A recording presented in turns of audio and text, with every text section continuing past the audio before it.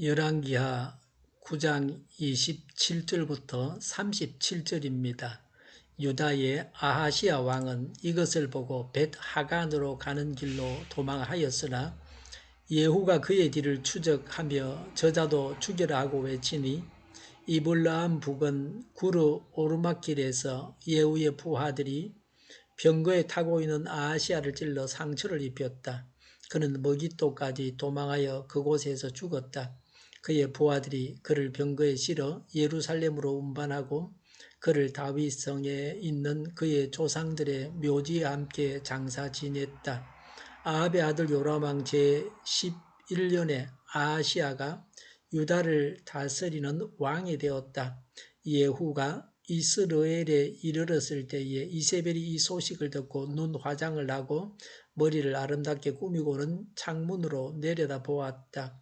예후가 문 안으로 들어오자 이세벨이 소리쳤다. 제 주인을 살해한 시무리 같은 자야, 그게 평화냐? 예후가 얼굴을 들어 창문을 쳐다보며 소리쳤다. 내 편이 될 사람이 누구냐? 누가 내 편이냐? 그러자 두세 명의 내간이 그를 내려다 보았다.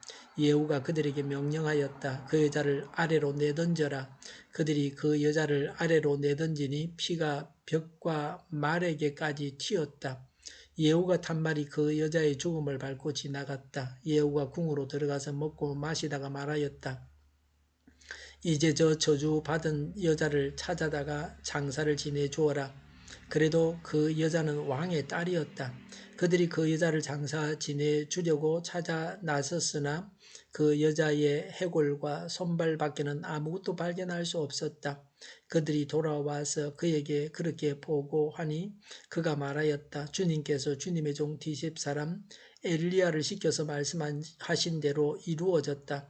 주님께서 말씀하시기를 이스라엘의 밭에서 개들이 이세벨의 죽음을 뜯어먹을 것이며 이세벨의 죽음은 이스라엘에 있는 밭의 거름처럼 될 것이므로 이것을 보고 이세벨이라고 부를 사람은 아무도 없을 것이다 하셨는데 그대로 되었다. 아멘. 아합 왕가에 대한 하나님의 심판의 말씀입니다. 26절까지 북왕국의 왕 요람이 예후에게 죽임을 당한 것을 기록했습니다. 요람은 아하시야의 외삼촌입니다. 아하시야는 요람에게 문병을 갖다가 죽임을 당했습니다. 27절에 유다왕 아하시야도 예후의 부하들이 죽였습니다. 아하시야도 아합의 피를 이어받았기 때문에 죽임을 당했습니다. 아하시야를 살려두면 자기 외삼촌에 대한 복수를 할 것이므로 죽였다고 볼 수도 있습니다.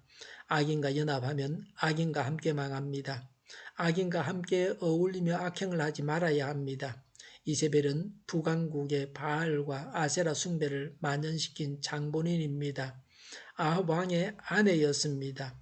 이세벨은 아합 왕이 죽은 후에도 백성들을 타락으로 유도했습니다. 34절에 시돈 왕 앱바알의 딸입니다. 계시록 2장 20절에 이세벨은 우상 숭배의 상징입니다. 모든 악한 세력을 멸망시키는 하나님의 최후의 심판에 대한 예표였습니다. 하나님은 그 행위대로 악한 세력을 철저하게 심판하십니다.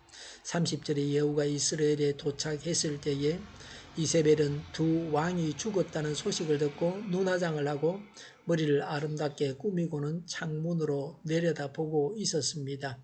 이세벨은 하나님의 진노가 임해서 곧 죽게 되지만 그 치장만 하고 있었습니다. 화장을 해서 태우로서 위험을 갖추려고 했습니다. 하나님 앞에서 인간의 지위는 아무 쓸모가 없습니다.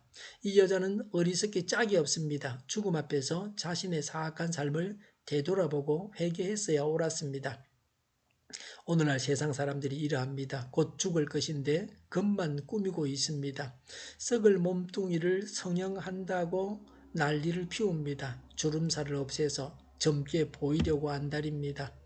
하나님께서 희귀한 머리를 검게 해서 젊은 사람처럼 보이려고 합니다. 머리가 검다고 해서 젊어지는 것도 아니고 힘이 더 생기는 것도 아닙니다. 남이 볼 때에 젊게 보이는 것뿐입니다. 오히려 건강에는 머리 염색이 나쁩니다. 31절에 예후를 보고 이세벨이 소리쳤습니다. 제 주인을 살해한 시므리 같은 자야 그게 평화냐? 라고 했습니다. 시므리는 열왕기상 16장 8절부터 15절에 나오는데 이스라엘의 왕이 찬탈자 중에서 가장 비열하고 가장 단명한 자입니다. 예후를 시므리라고 해서 경멸하고 저주했습니다.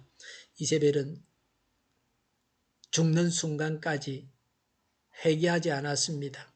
하나님의 예언과 뜻을 무시했습니다. 예후의 반역이 하나님의 심판인 것을 인정하지 않았습니다. 그래서 자신이 왜 죽는지도 모르고 죽는 우매한 자였습니다. 짐승 같은 인간입니다. 32절에 예후가 창문을 쳐다보며 내 편이 될 사람이 누구냐? 누가 내 편이냐? 33절에 그 여자를 아래로 내던져라. 32절에 두세 명의 내간이 그를 내려다 보았다. 33절에 그들이 그 여자를 아래로 내던지니 피가 벽과 말에게까지 튀었다. 예후가 탄 말이 그 여자의 죽음을 밟고 지나갔다. 35절에 이세벨의 장례식을 치루어 주려고 시신을 찾았으나 해골과 손발뿐이었습니다. 야생의 개들이 몸의 연한 부분들을 다 먹어버렸습니다. 비참한 최후를 맞았습니다. 하나님의 심판은 시간이 걸리지만 확실합니다. 개들이 시신을 뜯어먹었다고 하는 것은 이스라엘에서는 매우 심한 저주를 받은 것입니다. 그런데 티베트인들은 불교를 신봉합니다. 개들이 시신을 먹어줘야 시신이 없어져서 곧 환생할 수 있다는 논리입니다. 불교는 윤회를 믿고 있습니다. 그래서 부자들만 시신을 개들이 뜯어먹게 할 수 있습니다. 티베트의 개들은 일도 하지 않고 시신만 뜯어먹고 산다. 뭐 그렇게 볼 수도 있습니다. 이런 면에서는 이세벨의 시신을 먹었다는 것도 다르게 해석할 수 있습니다. 그러나 그곳에서는 저주받은 정표입니다. 또 이세벨은 지옥에서 영원한 고통을 당하게 됩니다. 중요한 것이 영벌입니다. 우리는 하나님을 믿고 영원한 세상을 준비하고 있습니다. 36절과 37절에 엘리야의 예언이 이루어졌습니다. 이세벨의 시신은 개들이 뜯어먹고 밭에 거름이 된다는 예언이 성취되었습니다. 열왕기상 23장 21절의 예언이 성취되었습니다.